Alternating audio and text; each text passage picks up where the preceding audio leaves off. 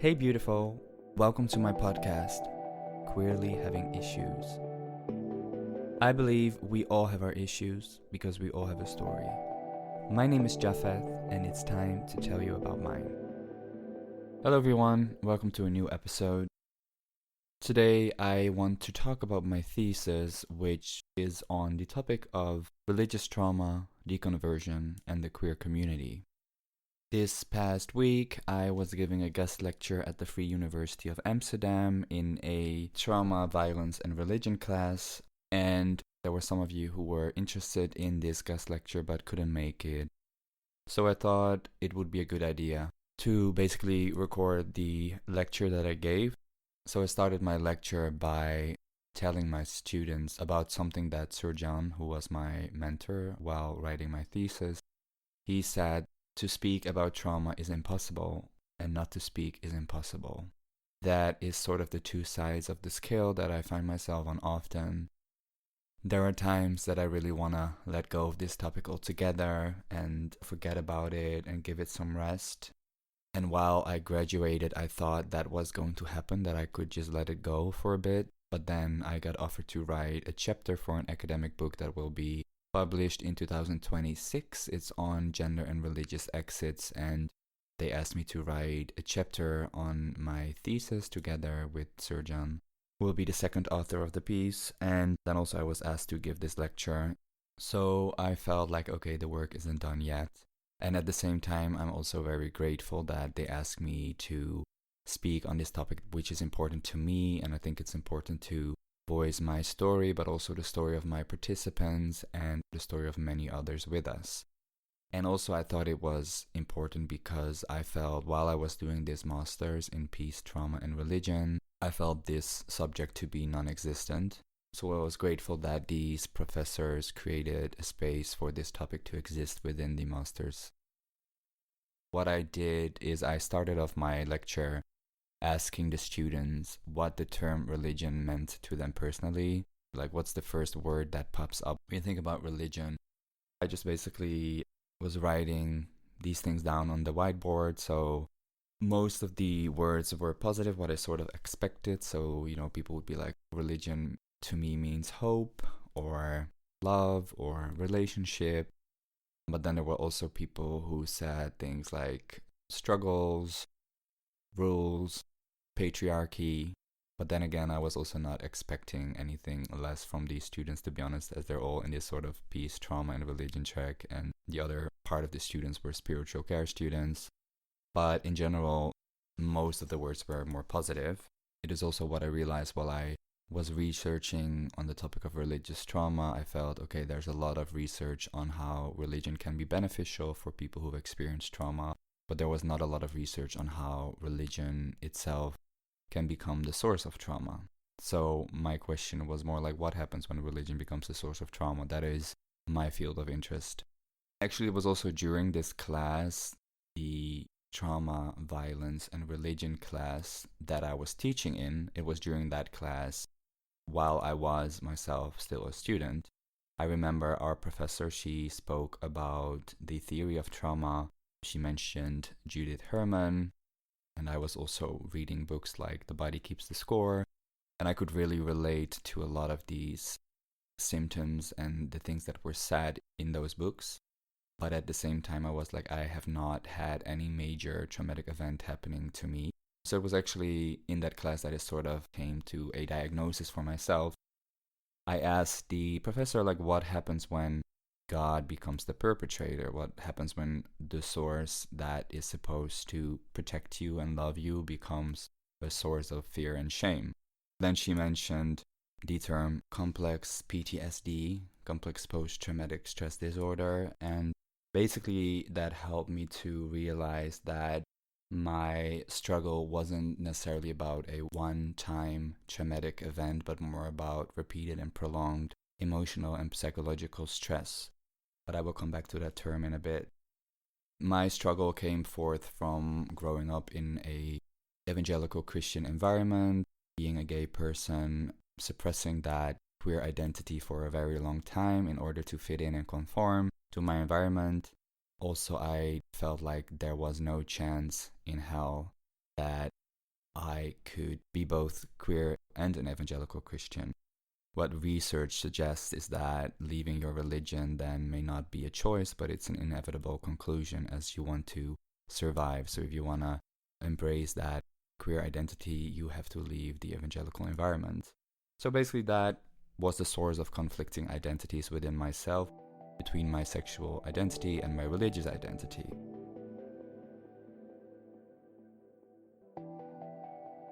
So the aim for my research was to understand how queer individuals from evangelical backgrounds in the Netherlands experience religious trauma, how it contributes to their deconversion, and how they reclaim agency over their sexual and or gender identity. For those of you who are not familiar with these terms, I know it's a lot, but I will try to break it down for you and I will explain it in a bit. So first, how did I do my research? I spoke to 10 queer individuals with evangelical backgrounds in the Netherlands, and I basically asked them to tell me their life stories. So I took the narrative approach and I recorded the sessions. They were 1.5 hours, one-on-one. And then afterwards I transcribed everything and I started coding these stories and their narratives. And I started looking for common grounds, but also for differences in their narratives. And then I divided these stories into 3 stages. I will elaborate on that in a little bit. First, I want to quickly break down the term religious trauma, complex PTSD, and deconversion, so you have an idea what we're talking about if you're not familiar with these terms.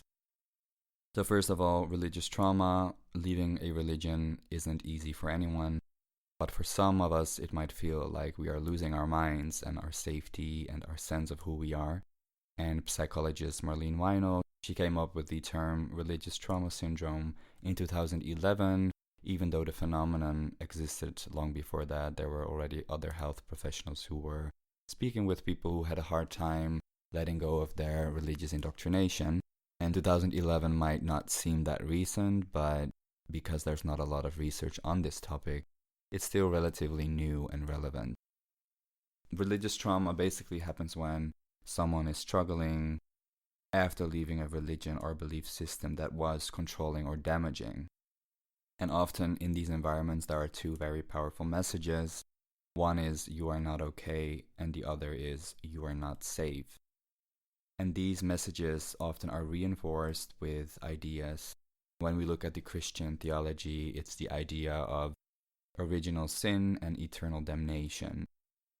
So these environments require strict obedience, and often they are tying survival in the group, but also hope for the afterlife to perfect conformity. So these individuals have to do everything to fit into the environment in order to survive and in order to go to heaven.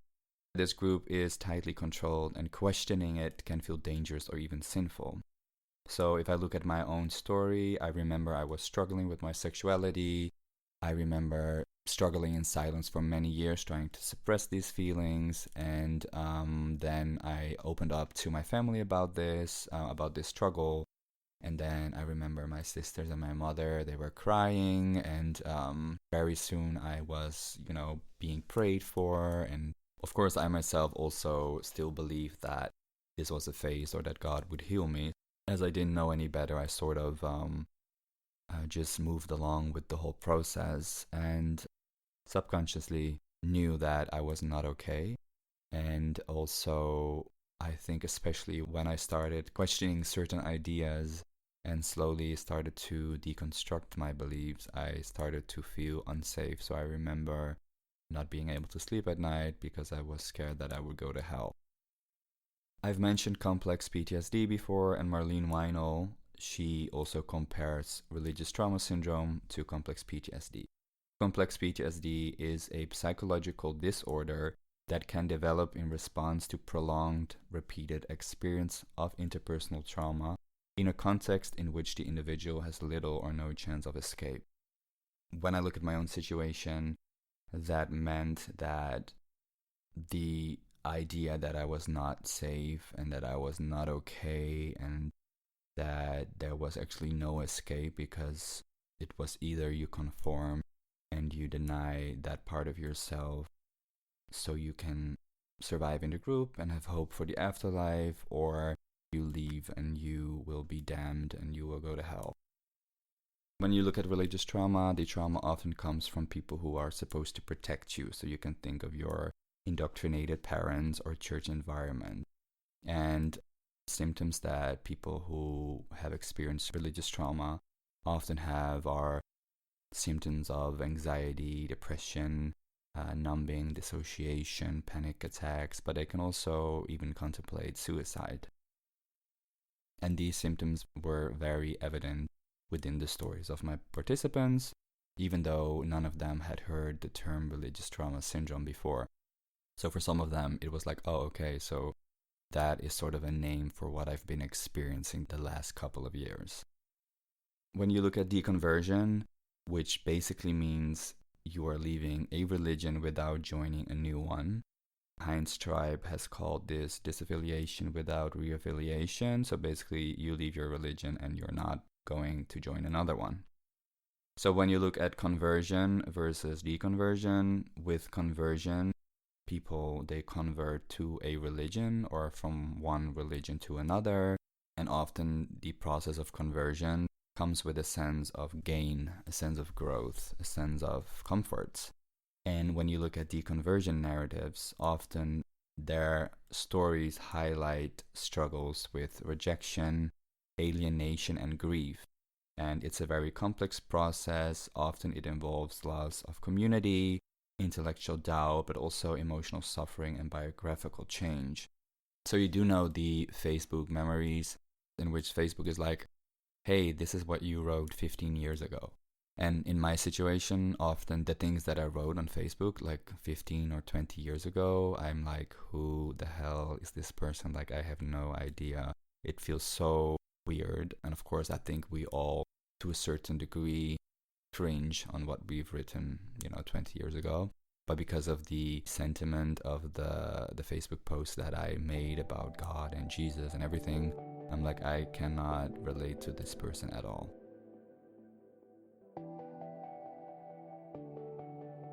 So when we come to the results of my research, I divided their stories into 3 stages.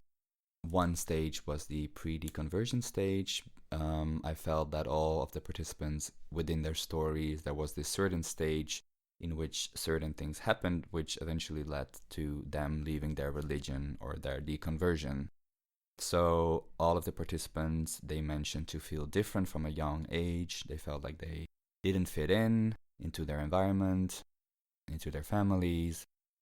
Often they didn't know why. They couldn't put a finger on it yet. They were just too young, but unconsciously they knew they were different to their peers. Then also there were stories of negative framing within the family. So there was a negative perception of queerness. Often the participants had stories of parents switching the TV to another channel or just turning off the TV when there was a gay character or a gay famous person on TV, as mostly there were, gay and lesbian individuals on TV back then, as the other members of the community weren't that visible yet. Then also there were evangelical teachings on sin, also mostly on same-sex attraction because of the scriptures in the Bible. And because of these negative perceptions, 9 out of 10 participants, they understood, often on an unconscious level, that being queer could mean going to hell. And the only participant who did not have these issues, this person was not raised in a evangelical Christian environment. So because they understood that being queer wasn't a positive thing in their environment, they decided to box up their feelings and keep these feelings locked away. And all but one participant, the one who didn't grow up in the evangelical environment, they reported experiencing depression, suicidal thoughts, while reflecting on their early queer experiences. There was even one person who was hospitalized because they couldn't take the struggle anymore between their sexual identity and their religious identity. However, 6 out of 10 participants, they shared their secret with their family members because they couldn't deal with the secret anymore and they just wanted to open up about what they were struggling with. All of them were met with rejection, even though often the parents, they meant well and they didn't know any better, but mostly they were like, okay, we love you, but this is not an option for you, and we're going to do everything in our power to make sure that you become quote unquote normal. So what I've heard often was the quote, love the sinner, hate the sin, which was the sentiment within the environment that I grew up in. So yeah, we love you, but we are hating that part of you that wants to sin, basically. And in 2020, the Canadian Centre of Gender and Sexual Health Equity, they offered a more inclusive definition of conversion therapy. They said that conversion therapy is any treatment, practice, or sustained effort that has the express goal of changing or repressing a person's core identity, specifically related to who they are attracted to and their sense of self as male, female, or another gender. So when we look at that definition of conversion therapy, we can conclude, or I can conclude, that within the stories of my participants, for 9 out of 10, this conversion therapy started within their homes, with their loved ones, within their safe environment.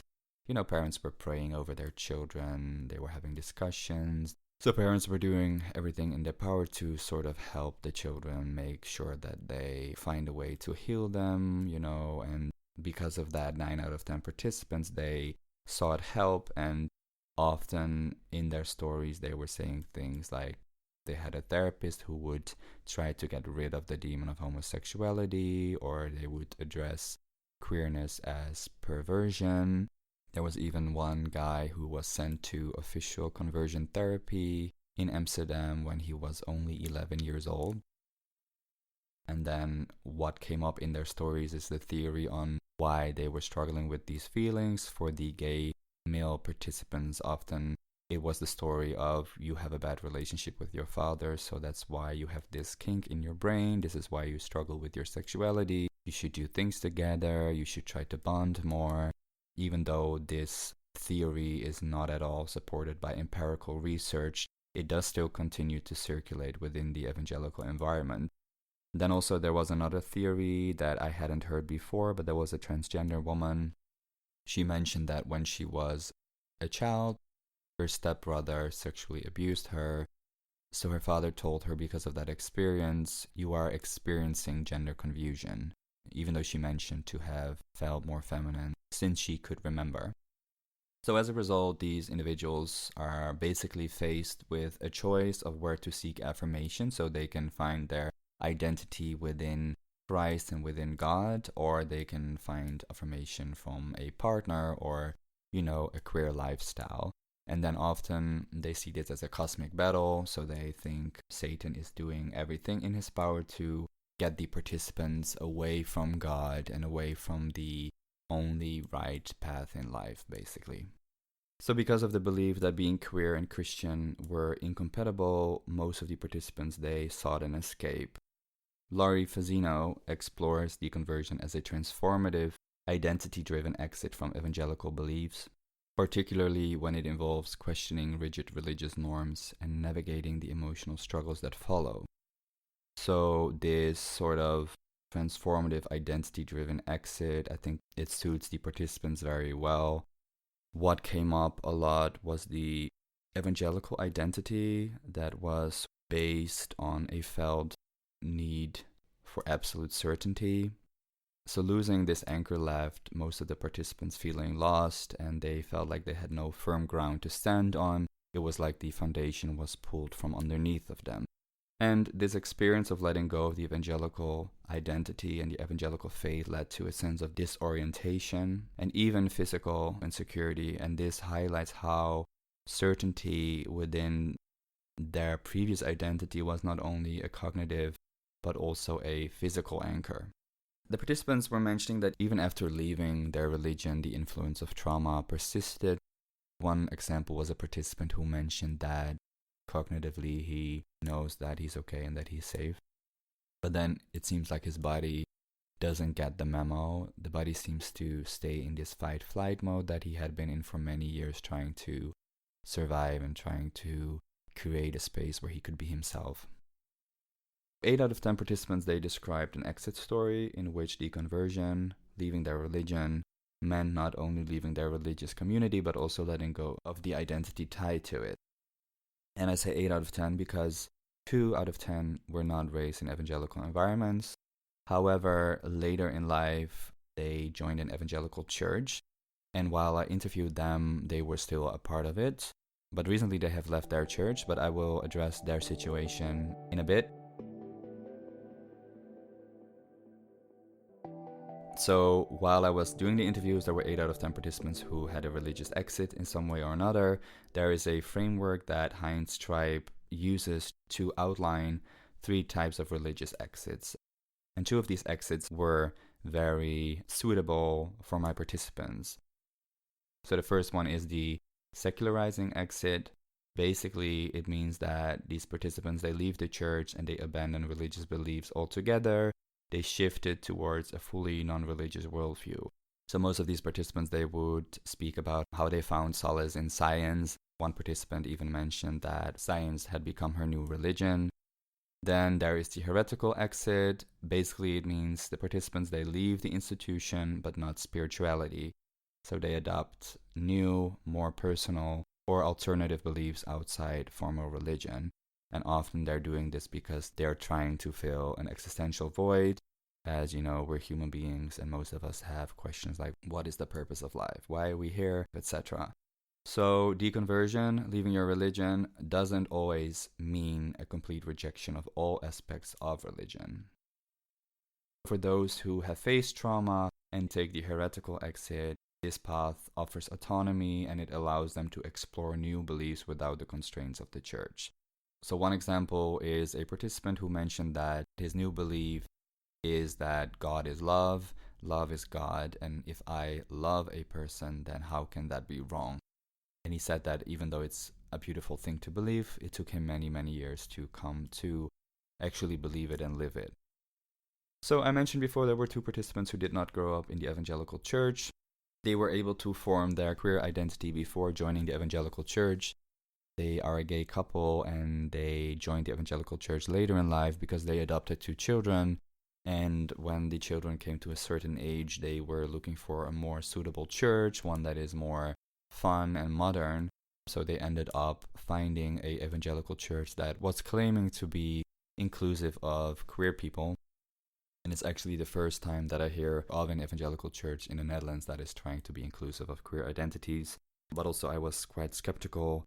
And then they said that even though the church is claiming to be inclusive, they experienced ongoing tensions around queer identity and belonging. And they tried to talk with the pastor and there just wasn't a lot of space to have a decent conversation. And their story to me echoed an argument that another researcher made, that meaningful dialogue on queer inclusion remains largely absent in the evangelical spaces. And he made this statement in 2015, so you can imagine how much more work there needs to be done in order to have an evangelical church in the Netherlands that is actually inclusive of queer identities. I don't know if it's ever going to happen, but let's hope so. I did ask them, why are you still there? It sounds very tiring to me. I mean, that is my positionality and my experience. Like, I could never do that. But then they said, like, yeah, well, if we leave, who is going to stand up for the queer people within the church? But I also felt that because they were able to form their queer identities outside of the evangelical church before joining later in life, they had more willpower to fight. That's also what they said. Like, if we leave, who is going to stand up and speak up for these queer individuals who are quite vulnerable within this church environment? So I was like, okay, fair enough, that makes sense. But recently they left the church. By now I could say that 10 out of 10 participants have left the church. I haven't spoken to them, so I'm not sure where they stand, but it seems like they're sort of getting into a post-evangelical mindset. So when we look at the post-deconversion stage, which for me was the stage that I heard that the participants were reflecting on their past, most of them were mentioning the feeling of a lost youth. So they felt like because they were struggling with their sexuality or gender identity in their teenage years and then tried to come to acceptance in their 20s or 30s or even later in life, they were missing out on life. They felt like they were late bloomers. They felt like they were behind on romantic relationships, but also they were behind in their careers. Also, some of the participants mentioned that they had shallow relationships with their family members as a form of self-protection, which is something that I know very well. Often they were saying that if we show vulnerability to the family members that are still evangelical, it is seen as a entrance for them to try to get us back to the evangelical environment or to the evangelical belief. And as I see it, that is like wanting to bring someone back to the perpetrator, to their trauma, basically.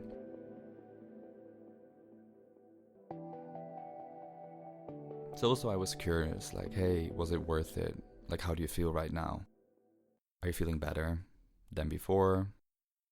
And what became clear to me was that despite all the struggles that they had within their process, most participants, they described experiencing a deep sense of freedom and empowerment over their sexuality, and they were letting go of internalized guilt, they were redefining who they are, and also reclaiming control over their own bodies seemed to be central to their healing.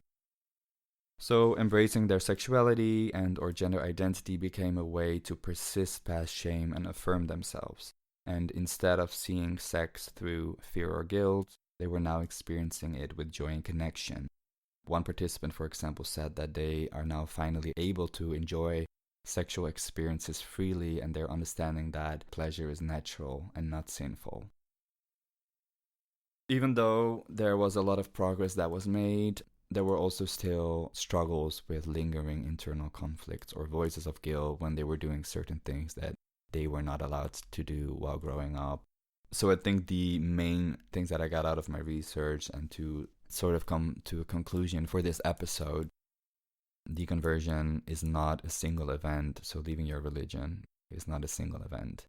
It is an ongoing process of rebuilding identity. And also this sort of what I called post-deconversion stage does not seem to exist, as leaving your religion, deconversion, does not result in a neat, happy ending or a perfectly resolved outcome. It seems to be a very painful process, but at the same time, deconversion ultimately leads to liberation and empowerment, and these individuals are able to embrace sexual agency and discover new meaning outside of their former evangelical faith. And then at the end of that lecture, of course, I had to do some PR. No, I'm kidding, but I wrote a song called Broken Hearted, released it in 2020 during COVID, did a low budget video. And I wrote that song because of the high rates of depression and suicidal tendencies within our community.